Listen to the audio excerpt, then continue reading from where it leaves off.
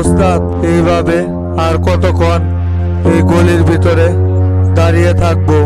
রাত তো প্রায় 3টা বাজে গেল, এখন পর্যন্ত তো পুলিশ এইখান থেকে সরতেছে না। এইভাবে আমরা যদি দাঁড়ায় থাকি তাহলে একটা সময় পুলিশের নজরে চলে আসতে পারি। একবার কিন্তু পুলিশ আমাদেরকে জিজ্ঞাসাবাদ করছে, আবার দেখতে পারলে সন্দেহ করব 100%। হরে মোস্তফা, সমস্যায় তো দেখতেছি, কিন্তু এছাড়া তো কোনো উপায়ও নাই।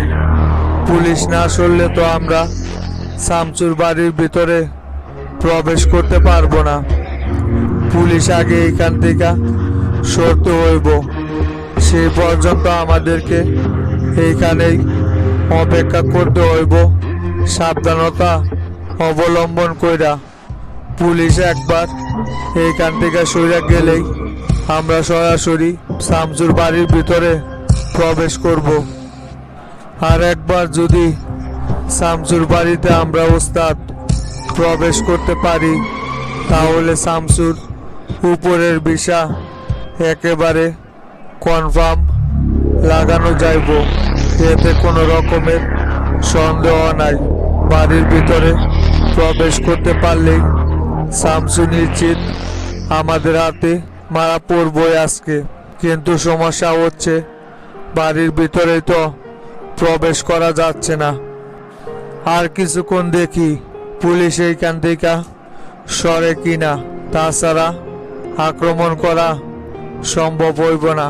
হয়তোবা আর কিছুক্ষণের ভিতরেই পুলিশ এইখান থেকে সরে যাইতে পারে। পুলিশ সরলেই আমরা সরাসরি শামসুর বাড়িতে আক্রমণ করব। আর কিছুক্ষণ অপেক্ষা কর মোস্তফা, দেখি কি ঘটে এইখানে। ওস্তাদ, ভাবলাম যে গ্রামে আসলে হয়তোবা কাজটা করা সহজ হইব, কিন্তু এখন তো দেখতেছি শহরের চাইতে গ্রামেই শামসুকে অতিরিক্ত প্রটোকল দেওয়া হচ্ছে।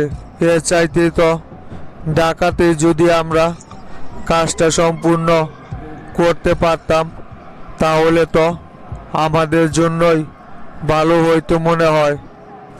হরে মোস্তফা, আমিও তো সেইটাই ভাবছিলাম যে গ্রামে হয়তোবা শামসুর প্রটোকল কম হইব, আর গ্রামে কাজটা করা আমাদের জন্য সবচাইতে সুবিধার হইব।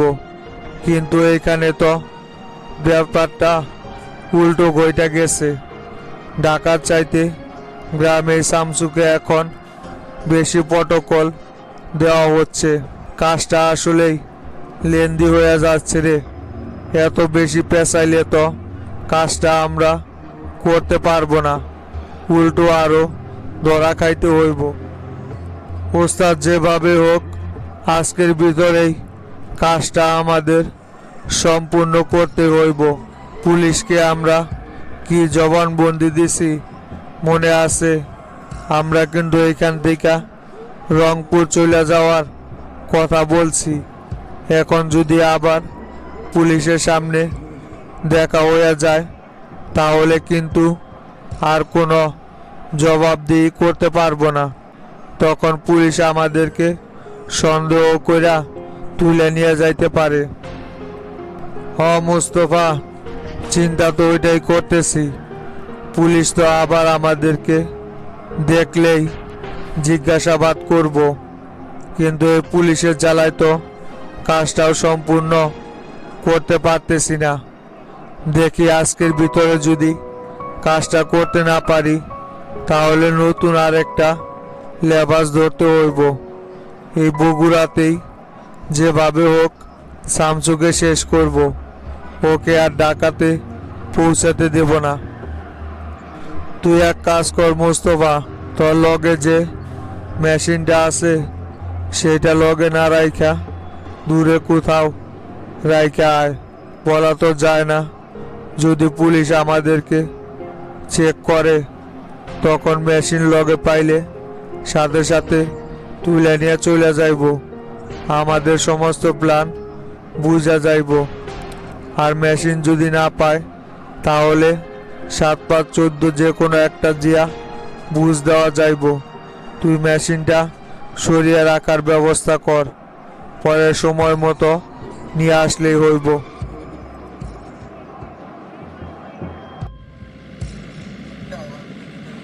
হাসান, টহল পুলিশ কি ঠিকঠাকভাবে দায়িত্ব পালন করতেছে? হ্যাঁ স্যার, টহল পুলিশ ঠিকভাবেই ডিউটি করতেছে। আমি ওদেরকে কড়াভাবে বইলা দিছি যে শামসু স্যার যে কয়দিন বগুড়াতে আছে সেই কয়দিন খুব কড়াভাবে ডিউটি দিতে হইব। উপর মহল থেকে শামসু স্যারের নিরাপত্তার বিষয়টা নিয়ে খুব জোরদার দেওয়া হয়েছে, তাই সকলেই ঠিকঠাকভাবেই দায়িত্ব পালন করতেছে। হাসান, আইজি স্যার কিন্তু বারে বারে আমাকে বইলা দিছে যে শামসুর নিরাপত্তা নিয়ে যেন কোনো রকমের কোনো সংশয় না থাকে। কড়াভাবে শামসুর নিরাপত্তা দিতে হইব, তাই তুমি সকলকে ভালো করে বিষয়টা বুঝিয়ে দিবে। স্যার হয়তো আর 2-1 দিন বগুড়াতে আছে, তারপরে ঢাকা চলে যাইব।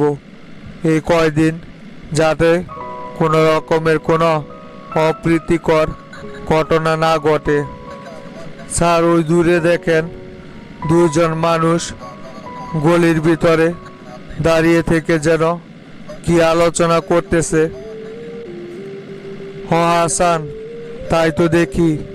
কি ব্যাপার হাসান? এরা তো দেখতেছি কালকে যাদের সাথে কথা বললাম সে মুরব্বী 2জন, ওনাদের না রংপুরের দিকে চলে যাওয়ার কথা? তাহলে এনারা এত রাইতে শামসু স্যারের বাড়ির সামনে কি করতেছে? বিষয়টা কিন্তু হাসান সন্দেহজনক। এতদিন কিন্তু এদেরকে দেখি নাই। শামসু স্যার আসার পরেই এরা আইছে। যাও তো দেখি গাড়ি নিয়ে ওদের কাছে।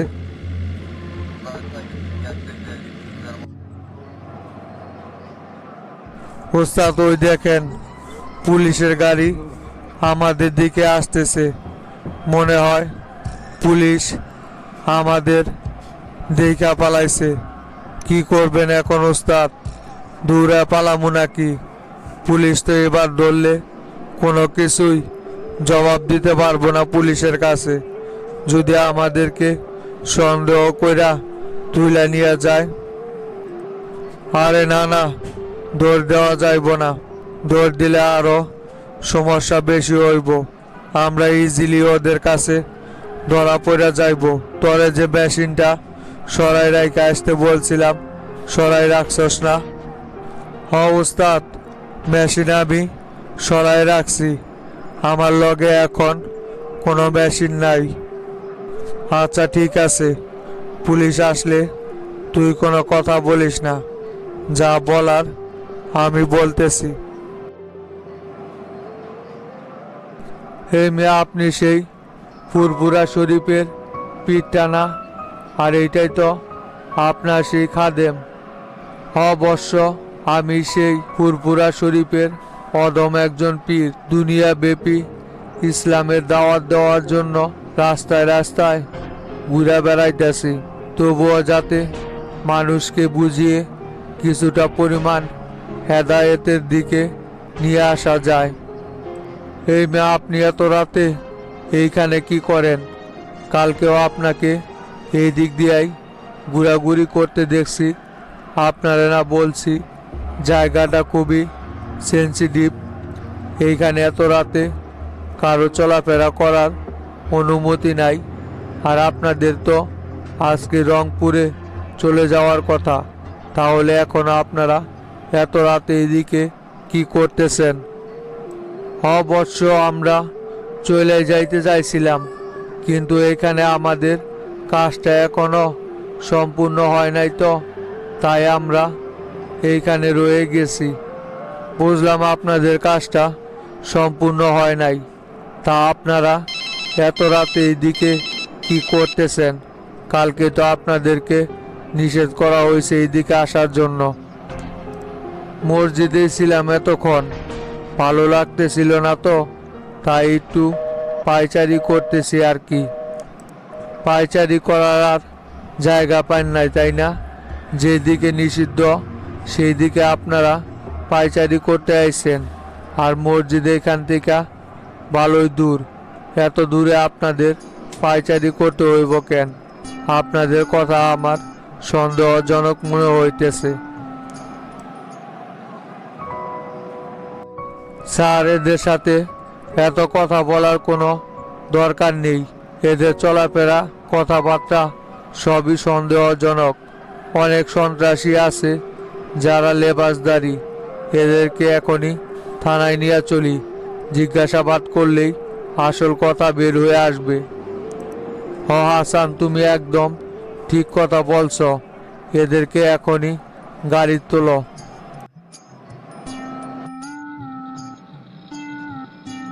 তরিকুল ভাই, আজকে তো আপনি সুযোগ পাইয়া কাশেম টিভির মাধ্যমে জনতা পার্টিকে একদম ধুয়ে দিছেন। শোনো হাসেম, মিডিয়া তো বর্তমানে আমাদের হইয়াই কাজ করতেছে। কাশেম টিভি, জিও টিভি, এগুলো সব আমাদের পক্ষে কাজ করতেছে। এখন আমাদের এখন এই সুবিধাটা নেওয়া উচিত। কাশেম টিভির সিওর সাথে শামসুর একটা ঝামেলা আছে না, তাই ওরা এখন জনতা পার্টির বিরুদ্ধে কাজ করতেছে। আর আমরাও সেই সুযোগটা কাজে লাগিয়ে জনতা পার্টির নামে যত সম্ভব বদনাম করে যাব। তরিকুল ভাই, এই কাশেম টিভির সিইওর সাথে হাজি সিদ্দিকের খুব ভালো সম্পর্ক ছিল।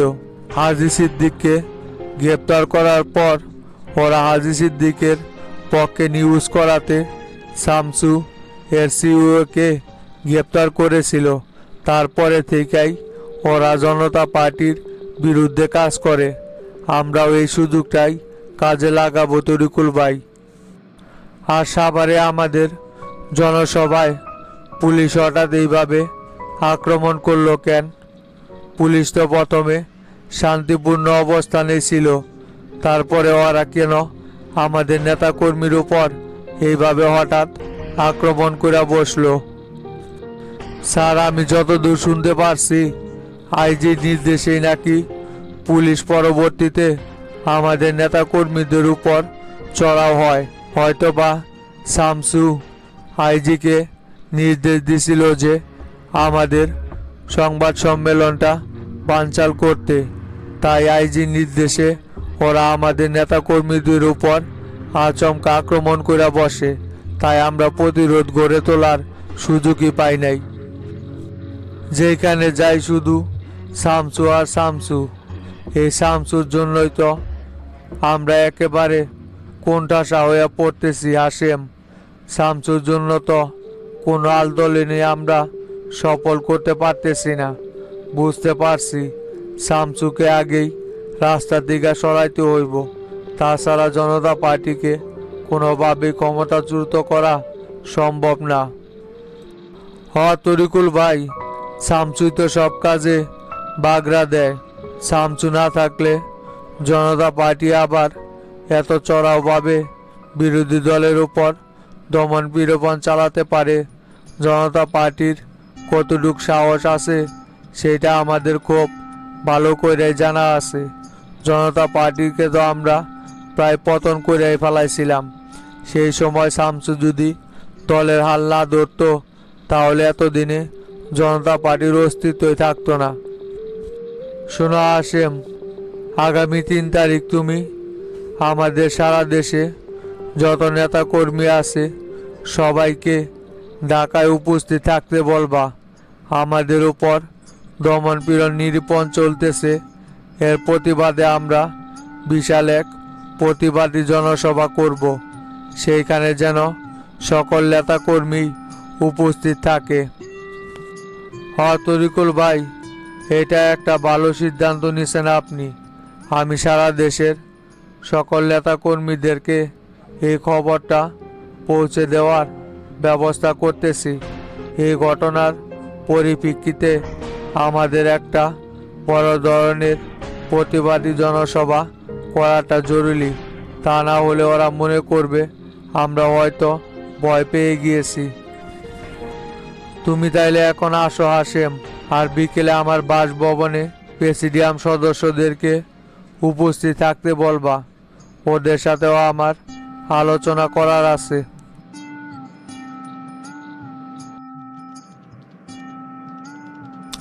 কিরে, কি ব্যাপার লিয়াকত? ডেন্ডি শাকিল যে বগুড়াতে গেল শামসুকে শেষ করার জন্য, বগুড়া থেকে কি ডেন্ডি শাকিলের সাথে তোর কোনো রকমের কোনো যোগাযোগ হয়েছিল? ওইখানে কি করতেছে? কোনো আপডেট কি তোর কাছে দিছে নাকি? না আবার শামসুরে শেষ করতে যায়া নিজেই শামসুর কাছে ধরা পড়ে গেল? না ইরফান, ডেন্ডি শাকিল বগুড়া যাওয়ার পর থেকে আমার সাথে কোনো রকমের যোগাযোগ হয় নাই। কি যে করতেছে না করতেছে সেই সম্পর্কেও আমার কোনো ধারণা নেই। ডেন্ডি শাকিল যদি শামসুর হাতে ধরা পড়তো তাহলে অবশ্যই আমরা খবরটা পাইতাম। ডেন্ডি শাকিল এখন প্রশাসনের কাছে top of the hot news. ওরে ধরার জন্য প্রশাসন বিভিন্নভাবে জাল পেতে রয়েছে ঢাকা শহরে। ডাকাতের জাল পাইতে লাভ কি? হয়তো আছে বগুড়াতে। প্রশাসন ওরে ধরতে পারবো না। ওর মাথায় অনেক শয়তানি বুদ্ধি আছে। কিভাবে প্রশাসনকে গোল খিলাতে হয় সেটা ওর খুব ভালোভাবেই জানা আছে।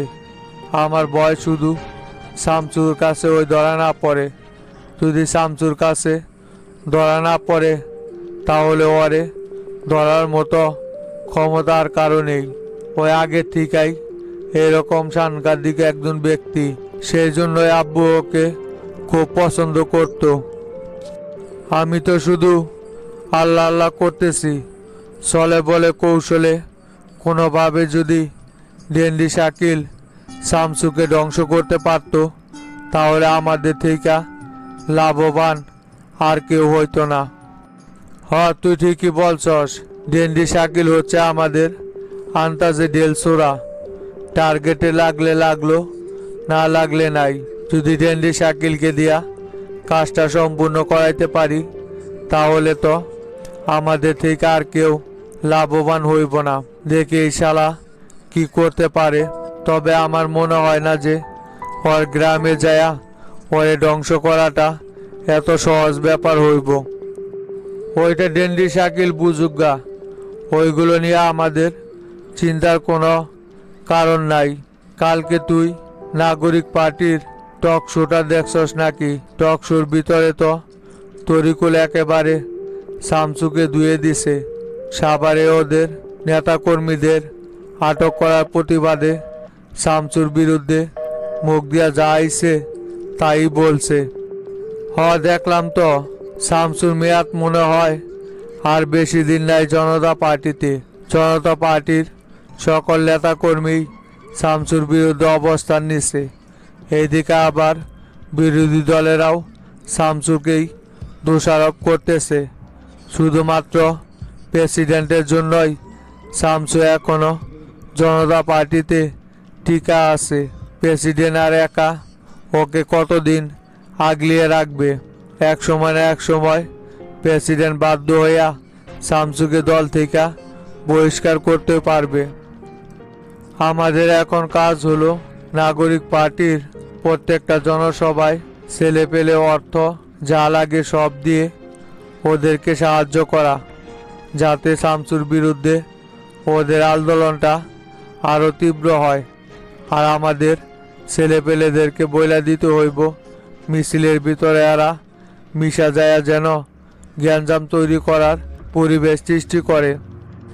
তুই ঠিকই বলছস। ছেলে পেলে দিয়া ওদেরকে সাহায্য করতে হইব যাতে ওদের আন্দোলন আরও তীব্র হয়। চল তরিকুল ভাইয়ের সাথে আলোচনায় বসি। ওনারা শুধু শামসুর পদত্যাগের দাবি তুইলা দেশে আন্দোলন করব। শামসুরে পদত্যাগ করাইতে পারলেই মোল্লা গ্রুপকে জনতা পার্টিতে আবারও আগের অবস্থানে নিয়ে যাওয়া যাইব। আসসালামু আলাইকুম লিডার। ওয়ালাইকুম সালাম। হাসান বসো। কি হয়েছে লিডার? হঠাৎ আমারে এত ইমার্জেন্সি দেখা করতে বললেন যে? কি হয়েছে হাসান, সেটা কি তুমি বোঝো না? দেশের পরিস্থিতি সম্পর্কে কি তোমার কাছে কোনো ধারণা নেই? তোমাকে আমি কি জন্য তথ্যমন্ত্রী বানাইছি? আজকাল নিউজ চ্যানেলগুলো সরকারের বিরুদ্ধে যা মন চাচ্ছে সেটা নিয়ে নিউজ করতেছে। এইগুলো কি তোমার দেখার বিষয় না? তুমি এইগুলো নিয়ে কোনো পদক্ষেপ নিতেছ? লিডার, এখানে আমি কি করব? শামসুই তো সাংবাদিকদের সাথে আগের থেকেই বাজারে চলতেছে। আমাদের কি সাংবাদিকদের সাথে বাজারে চলার কোনো দরকার ছিল? কাশেম টিভির সিইওকে সেই সময় যদি শামসু গ্রেপ্তারের নির্দেশ না দিত, তাহলে তো আজকে ওরা আমাদের বিরুদ্ধে নিউজ করতো না। রাখো মিয়া এই সমস্ত ফালতু আলাপ। কোনো কিছু হলেই তোমরা শামসুর দোষ দাও। নিউজ চ্যানেলের বিরুদ্ধে কথা বলবো না কেন আমরা? সরকার কি সাংবাদিকদের ভয় করে দেশ চালাইব নাকি? সাংবাদিকরা উল্টাপাল্টা নিউজ করলে, সেটা নিয়ে কথা বললে ওরা সরকারের বিরুদ্ধে অবস্থান নিবে? ওদের এত বড় সাহস কে দিছে? নিজেরা নিজেদের দায়িত্বটা সঠিকভাবে পালন করতে পারো না, অথচ অন্যের উপর দুধ চাপিয়ে দাও। এটাই হচ্ছে তোমাদের স্বভাব। লিডার, নাগরিক পার্টির সংবাদ সম্মেলন নিয়ে আমি আজকে বিকেলে কাশেম টিভির সাথে বসতে চাইছি। তার আগে আপনি আমাকে ডেকে পাঠালেন।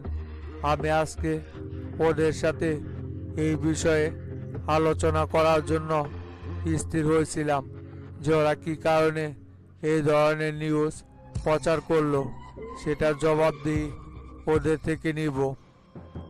শোনো হাসান, শাক দিয়ে মাছ ঢাকার চেষ্টা করবে না। একটা কথা মনে রাখো, আমি যদি ক্ষমতা চেয়ার আজকে ছেড়ে দেই, কালকে থেকে কিন্তু তোমরা শান্তিতে কেউ থাকতে পারবে না। তাই সকলের যদি শান্তিতে দেশে বসবাস করতে চাও, তাহলে আমার এই চেয়ারটা ধরে রাখতে হইব। এটা ভাইব না যে নাগরিক পার্টি ক্ষমতায় আসলে তোমাদেরকে কিছু বলবে না। নাগরিক পার্টিকে তোমরা কিন্তু এখনো চিনো না। কি যে বলেন না লিডার, আমরা কেন নাগরিক পার্টিকে ক্ষমতায় আনার চেষ্টা করব? আমরা কি নাগরিক পার্টির আদর্শ নিয়ে রাজনীতি করি নাকি? তোমাদের কাজ কামে তো সেটাই মনে হয় আমার। শুধু একজন আরেকজনের দোষ দেয়া বসে থাকো। নিজেদের যে একটা দায়িত্ব আছে সেটা সঠিকভাবে পালন করার চেষ্টা তোমরা কেউই করো না। শোনো হাসান, আজকে তুমি আমার বাসভবনে নিউজ চ্যানেলগুলোর সিইওদের আমার সাথে সাক্ষাৎ করবে বলবে। ওদের সাথে আমার আলোচনা করার আছে। কে ওদেরকে এত বড় সাহস দিল যে সরকারের বিরুদ্ধে ভুল নিউজ মিডিয়াতে প্রচার করে? ওদের কাছ থেকে সেটাই শুনবো। চ্যালেঞ্জ চালানোর ইচ্ছা আছে কি না সেটাই জানতে চাইবো ওদের কাছে। তুমি আজকে সবাইকে আমার বাসভবনে আসতে বলবে। আচ্ছা লিডার, ঠিক আছে। আমি আজকে সবাইকে আপনার বাসভবনে মিটিংয়ে বসতে বলবো। যাও তাহলে এখন। তোমাকে যেটা বললাম সেটা মাথায় রাখো। তা না হলে কিন্তু দায়িত্ব আমি অন্য কাউকে দিতে বাধ্য হব। গুরুত্বপূর্ণ জায়গায় কোনো অযোগ্য ব্যক্তি থাকুক, সেটা কিন্তু আমি কখনোই চাইব না। আর শামসুর পিছনে লাগাটা বন্ধ কইরা নিজেদের দায়িত্বে মনোযোগ দাও, নইলে কিন্তু কারো চেয়ারই থাকবে না।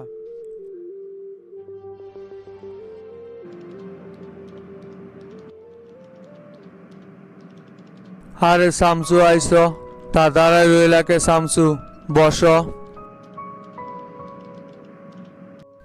তা কি ব্যাপার শামসু, সরাসরি অফিস থেকে আসতেছো নাকি, না আমি আসার পর অন্য কোনো জায়গায় গেছিলা তুমি? না চাচা, আর কোনো জায়গায় যাই নাই। পরে হাবিব ভাই আইছিল, হাবিব ভাইয়ের সাথে অফিসেই আলোচনা করলাম। তা চাচা, এই দিকের খবর কি? কালকের জনসভা নিয়ে কি প্রস্তুতি নিয়ে ফেলাইছেন?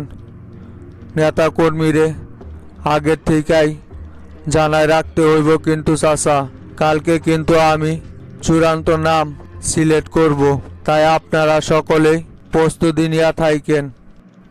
হ শামসু, ওইটা নিয়ে তোমার টেনশন করা লাগবে না। কালকে কখন কি করতে হইব সেটা আমরা পরিকল্পনা করেই ফেলাইছি। তুমি শুধু কালকে চূড়ান্ত নামটা ঘোষণা করলেই হইব। আর গোল্লারে আমি বইলা দিছি যে ও তো অডিটোরিয়াম রুমে জনসভাটা করতে চাইতেছ, তাই বেশি লোকজন বলার দরকার নাই। শুধুমাত্র যারা দায়িত্বে আছে তারাই উপস্থিত থাকলেই হইব। তা চাচা, বাসায় তো কাউকেই দেখতে পারতেছি না। টেরা, গোল্লা, মানিক ওরা সকলেই কোথায় গেল? ওরা কি এখনো বাসায় ফিরে নাই, না আপনি কোনো কাজে পাঠাইছেন ওদেরকে? এ মানিক আর টেরা কোথা দিয়ে যে ঘুরে ওরাই ভালো জানে। আমার সাথে তো দেখাই করতেছে না ওরা। এলাকায় আইসা মানিক আর টেরা তো দেখি খুব বন্ধুত্ব জায়গায় উঠছে। বন্ধুত্ব জায়গায় উঠবো না যে কতদিন পর আবার দুইটা এক জায়গায় হয়েছে। আগে তো সারাক্ষণই দুইজন এক জায়গায় থাকতো, কেউ কাউকে ছাড়া থাকতেই পারতো না। কিন্তু এখন মাসের পর মাস আলাদা থাকতেছে। হঠাৎ করে দেখা হইলে তো পুরনো স্মৃতি মনেই পড়ব, এটাই স্বাভাবিক। আর মানিক বাসায় আছে। গোল্লা আর টেরারে আমি কিছু ফুলের তোড়া কিনে আনার জন্য বাইরে পাঠাইছি। কালকে তো অনেক অতিথি থাকবো, সবাইকে বরণ করে নিতে হইব না? বিশেষ করে যাকে তুমি নমিনেশন দিবা তাকে তো আমাদের শুভেচ্ছা বার্তা জানাইতে হইব। সেই জন্য ওদেরকে পাঠাইছি ফুলের তোড়া আনার জন্য। ভালো করছেন চাচা, এটা তো করতেই হইব। বগুড়ার দায়িত্ব যার হাতে তুলে দিব তাকে তো আমাদের সকলকেই সাদরে গ্রহণ করে নিতে হইব। আপনারা সব রকমের প্রস্তুতি নিয়ে রাখেন, আর লোকজন যেন বেশি একটা জামায়াত না হয়। ওইখানে আমি কোনো গ্যাদারিং দেখতে চাই না। দেখা গেল একজনের নাম ঘোষণা করলাম আর অন্যজনের সমর্থকেরা এটা নিয়ে হই হুল্লোর একটা পরিবেশ তৈরি করব। সেই রকম কোনো পরিবেশ যেন তৈরি না হয়। যার নামই ঘোষণা করি আপনারা সকলেই হাসি মুখে তারে মাইনা নিবেন। তা তো অবশ্যই শামসু, তোমার সিদ্ধান্তের বাইরে কেউ কোনো প্রশ্ন তুলতে পারবো না। আমি সকলকে সেইটা আগেই বইলা রাখছি। আমি পাই বা অন্য কেউ পাক সেটা কোনো কথা না। কথা হচ্ছে তুমি যারে নমিনেশন দিবা দলের স্বার্থে আমরা সকলেই একনিষ্ঠভাবে তার হয়ে কাজ করে যাব। এমন কোনো কাজ করব না যাতে করে দলের উপর যায়া সেটার প্রভাব পড়ে। দলীয় স্বার্থে দল যাকে যোগ্য মনে করবে তাকেই দায়িত্ব দিবে।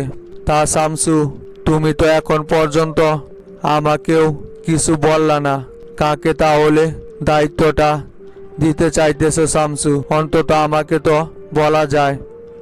শোনেন চাচা, আমি এই কয়দিন জরিপ কইরা যা বুঝতে পারলাম তাতে করে আপনার জনপ্রিয়তাটাই বগুড়াতে সবচাইতে বেশি, এবং আপনার নামে কোনো রকমের ক্লেম নাই, তাই দায়িত্বটা পাওয়ার যোগ্য আপনি নিজেই। কিন্তু চাচা, এইখানে একটা কথা আছে। দলের ভিতরে আমাকে নিয়ে অনেক রকম ষড়যন্ত্র চলতেছে।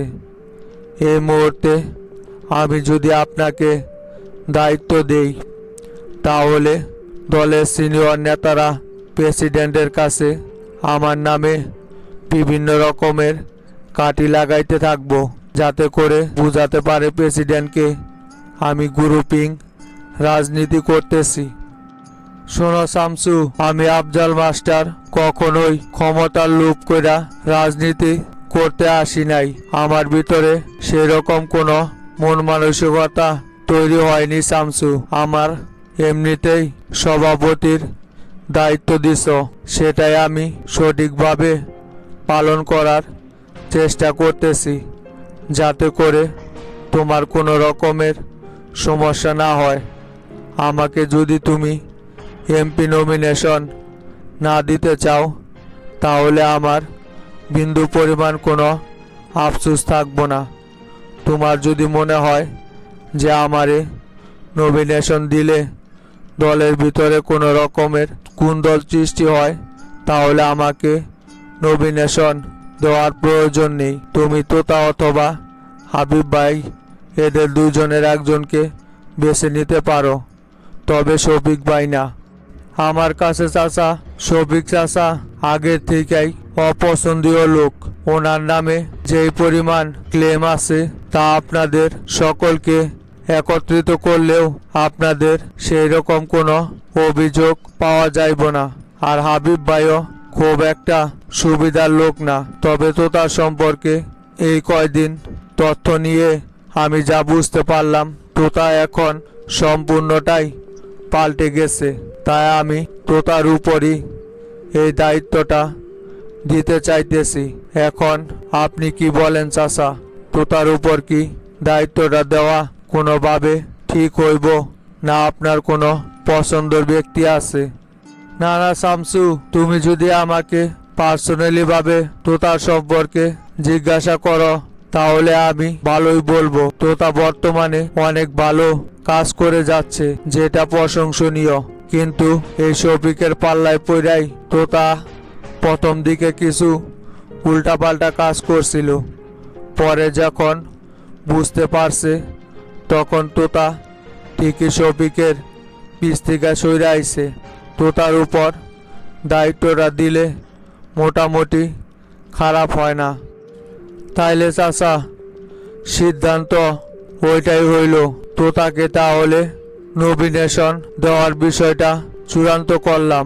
আমি এই জন্যই আপনার কাছে আগের থেকেই কারো নাম বলি নাই, কারণ আমি সবার বিরুদ্ধেই বিভিন্ন রকমের অভিযান চালিয়ে দেখতে চাইছি যে কাকে দায়িত্বটা দিলে সবচাইতে ভালো হয়। আমি তো তোমার সিদ্ধান্তের উপর কখনোই কথা বলবো না, সেটা তুমি খুব ভালো করে জানো। কারণ আমি জানি যে তুমি যেখানে যে সিদ্ধান্ত নেও না, সেটা সম্পূর্ণ ভাইবা চিন্তা তারপরই নেও। শোনো শামসু, যেহেতু তুমি সিদ্ধান্ত নিয়েই ফেলাইছ তোতারে নমিনেশন দিবা, তাই আমি তোতার সাথে পার্সোনালি আলোচনা করতে চাই। সমস্যা কি চাচা? আপনি তাহলে তোতাকে ফোন কইরা সরাসরি বাসায় আসতে বলেন।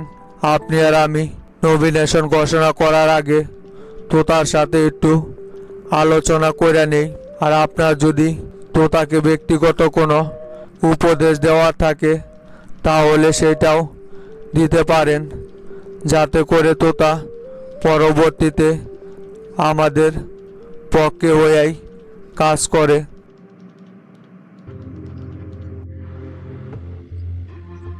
হাবিব ভাই, শামসু ভাইয়ের সাথে শুধু নরম সুরে কথা বললে হইব না, দুই চারটা কথা ওনারে বললেন। আমরা কিন্তু দলের জন্য কম ত্যাগ স্বীকার করি নাই। এখন যদি নমিনেশন মাস্টারকে বাদ দিয়া তোতা অথবা শফিককে দিয়ে দেয়, তাহলে কিন্তু আমাদের রাজনীতি সম্পূর্ণ নষ্ট হইয়া যাইব। জাহাঙ্গীর, আজকে শামসুর সাথে নমিনেশনের বিষয়টা নিয়ে একটু আলোচনা করব। দেখি শামসু কি ইঙ্গিত দেয়। যদি মাস্টার নমিনেশন পায় তাহলে অতটা ঝামেলা নাই, আর যদি তোতা অথবা শফিক নমিনেশন পায় তাহলে তো আমাদের জন্য ঝামেলায় হয়ে যাইব। দেখি শামসুরে আজকে এই বিষয়ে একটু টাচ দিয়া। শফিক আর তোতা এখনো তো বিভিন্ন কমিটি দিয়া সেইখান থেকে টাকা পয়সা খাইতেছে, অথচ তারপরে ওদের কোনো রকমের কোনো ঝামেলা হয় না। আর আপনি সে কতদিন যাবৎ মাস্টারের পিছনে শামসুর আদর্শ মাইনা রাজনীতি করতেছেন। এখন যদি নমিনেশন আপনাকে না দিয়া অন্য কাউকে দিয়া দেয়, সেটা কি কোনোভাবে মাইনে নেওয়া যায়? হাবিব ভাই, তোরে যে জাহাঙ্গীর একটা দায়িত্ব দিলাম, তোতা আর শফিকের মধ্যে কি হয়েছে সেই বিষয়ে তথ্য নেওয়ার জন্য, কই তুই তো তার কোনো কিছুই করতে পারলি না। যদি ওদের বিরুদ্ধে শামসু থাকতে থাকতে একটা ঝামেলা বাধাই দিতে পারতাম, তাহলে মোটামুটি ওদের থেকে নমিনেশনটা অনেক দূরে নিয়ে যাইতে পারতাম। তখন মাস্টার আর আমি শুধু প্রতিদ্বন্দ্বী থাকতাম, যে কেউ একজন পাইলেই হইতো। আমি তো সময়ই পাইতেছি না ভাই ওদের পিছনে থাকার। এদিকে কালকে নমিনেশন ঘোষণা করব, ছেলে পেলেদেরকে রেডি করতেছি। এই জায়গায় ওই জায়গায় আপনার সাথে দৌড়াদৌড়ি পারতেছি।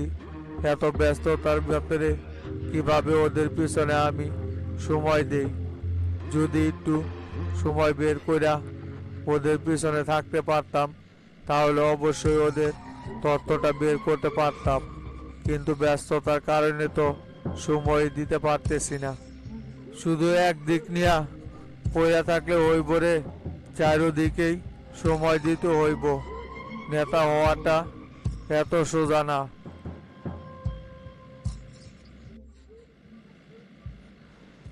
কিরে, কি ব্যাপার ডন? মাস্টার চাচার শামসু ভাই হঠাৎ পার্সোনালি ভাবে ওনাদের বাসভবনে আমারে দেখা করতে বলল কেন? তুই কি কিছু ধারণা করতে পারতেছিস কি জন্য আমারে দেখা করতে বলতে পারে? সেটা কি করে বলি তোতা ভাই? যে কোনো দরকার থাকতে পারে আপনার সাথে। আপনি হচ্ছেন জেলার সেক্রেটারি, যে কোনো সিদ্ধান্ত নিতে হইলে তো আপনার সাথে আলোচনা কইরাই নিতে হইব।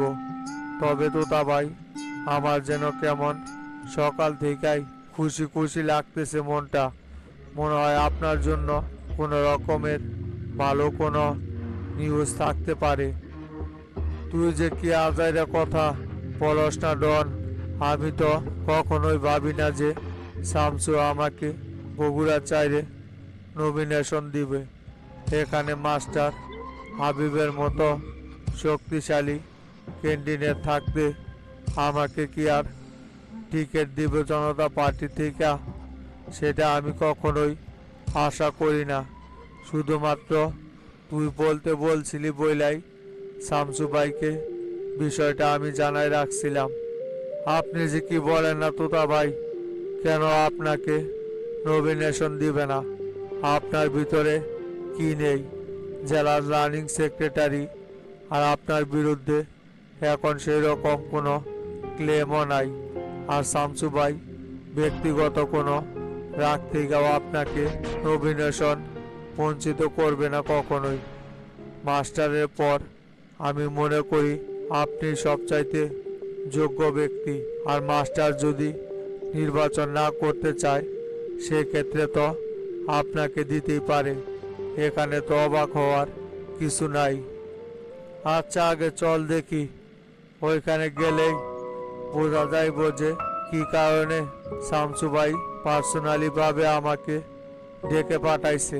এখন এইগুলো নিয়ে টেনশন করতে পারবো না, আগে সরাসরি শামসু ভাইয়ের কাছে যায় নই। আসসালামু আলাইকুম শামসু ভাই।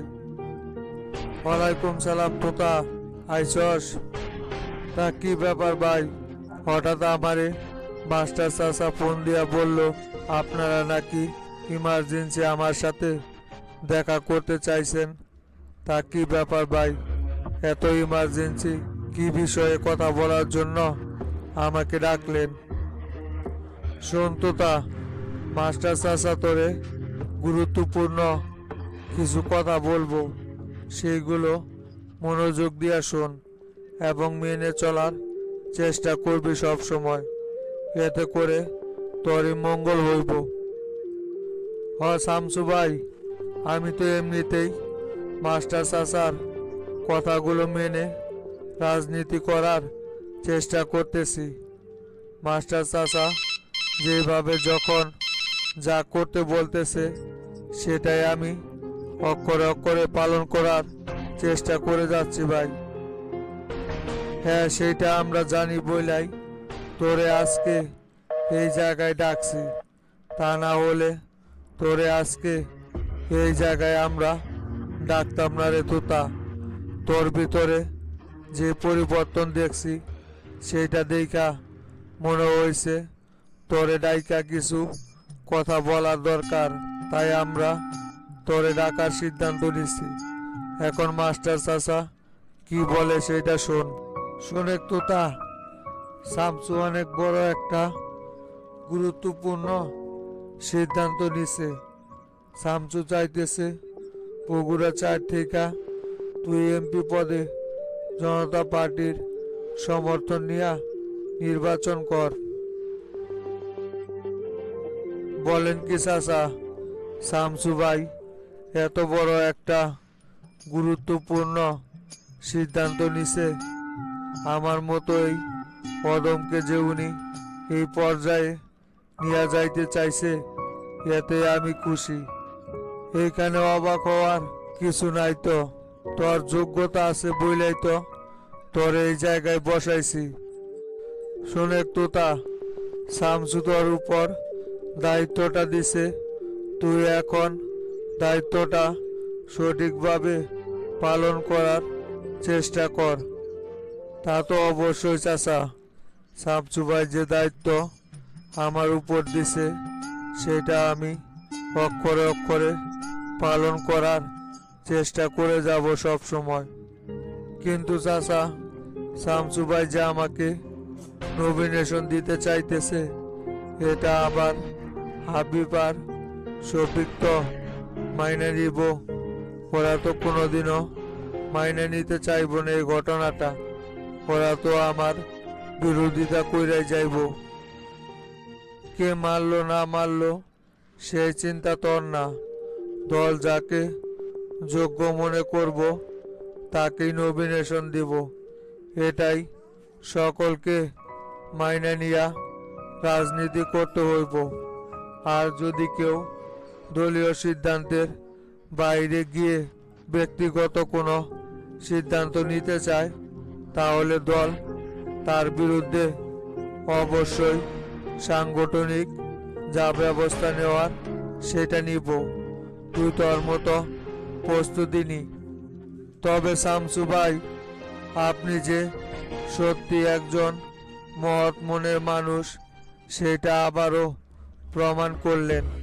আমি ভাবি নাই যে আপনি কখনো আমাকে এরকম একটা পর্যায়ে নিয়ে যাবেন। আপনার সাথে অতীতে আমি কত রকমের অন্যায় করছি, সেগুলো সব ভুলে যায় যে আপনি আমাকে এরকম গুরুত্বপূর্ণ একটা দায়িত্ব দিতেছেন, সেটা আমি খুবই সন্তুষ্ট ভাই। সন্তুতা, আমি শামসু কখনোই অতীত নিয়ে পড়ে থাকি না, সব সময় বর্তমানটা দেখাই কাজ করি। অতীতে হয়তো তুই অনেক ভুল সিদ্ধান্ত নিছস, কিন্তু সেইখান থেকে তুই বের হয়ে আইসা এখন যে ন্যায়ের পথে চলতেছিস, এটাই সবচাইতে বড় কথা। অতীতের কোনো বিষয় নিয়ে পইরা থাকে না শামসু কখনো। এখন তুই আগামীকালকের জন্য প্রস্তুতি নি।